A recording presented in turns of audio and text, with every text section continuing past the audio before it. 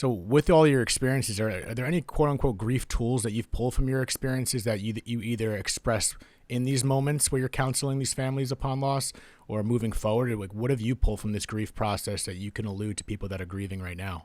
Yeah, David, thank you for that question. There's nothing I want to formalize or make as kind of like a one, two, three type of plan.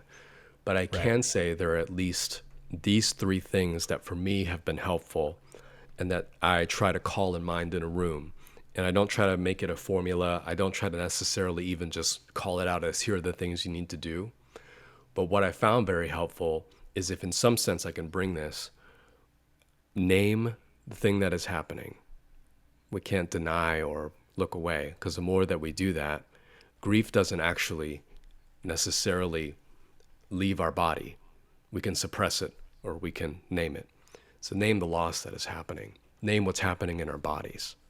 And then validate it. When I've seen expressions of grief, I think some people would be surprised how the body can express itself.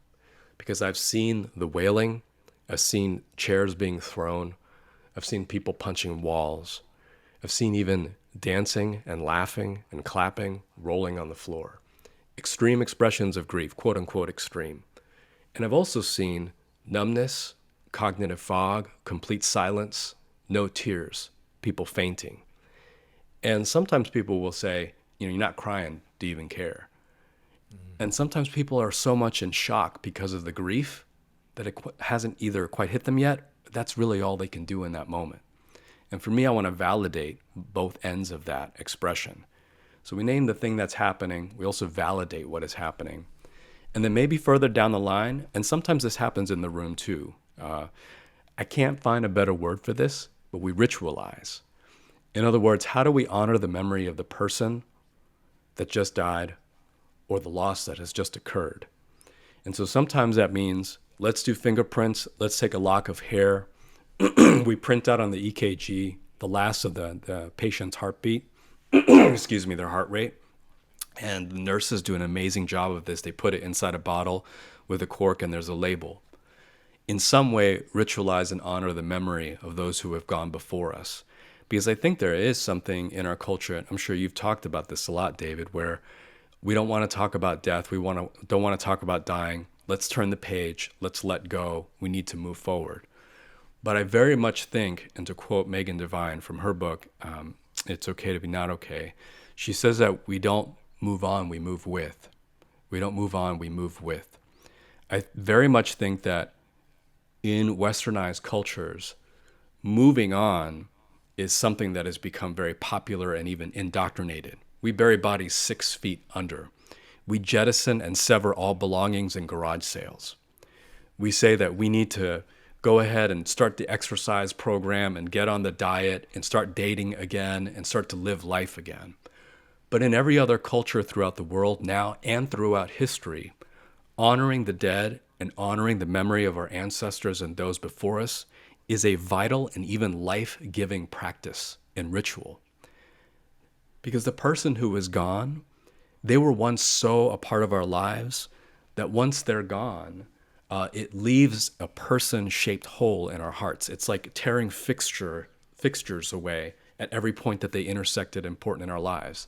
So to ask someone just to move on from that one person in existence who gave meaning to our lives, that's a big and probably impossible ask.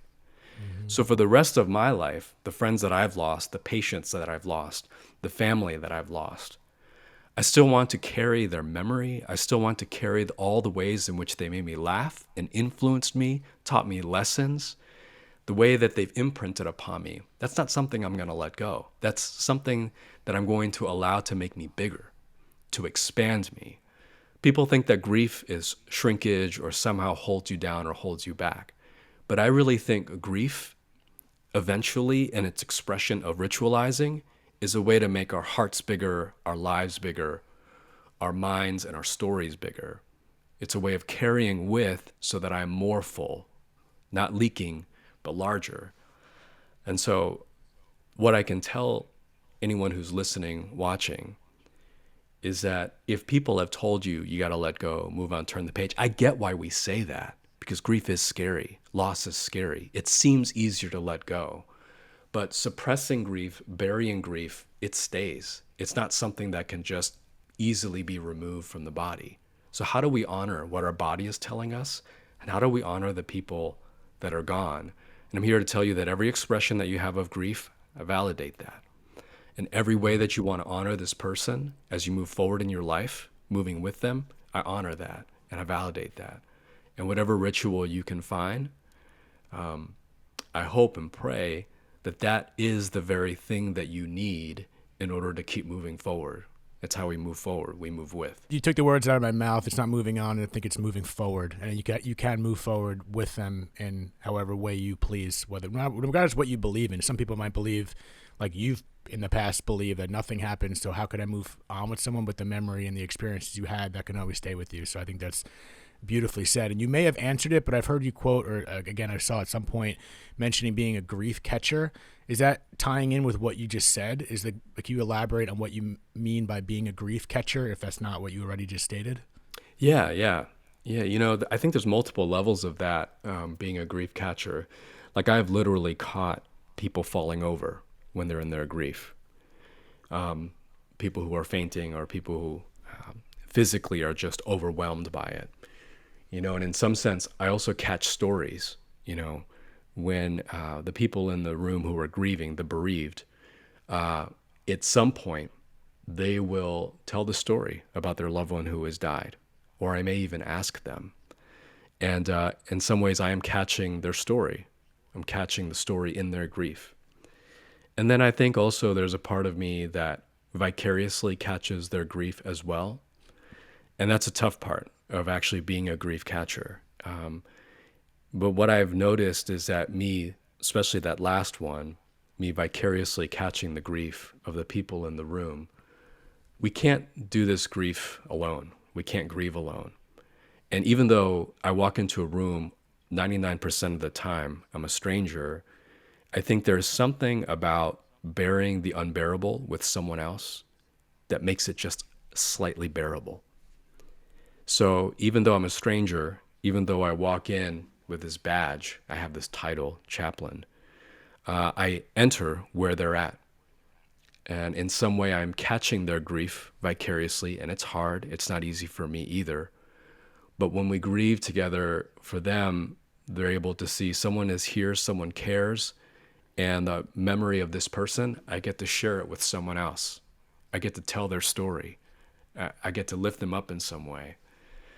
And it's my honor to catch those stories, to catch my patients and their families' grief.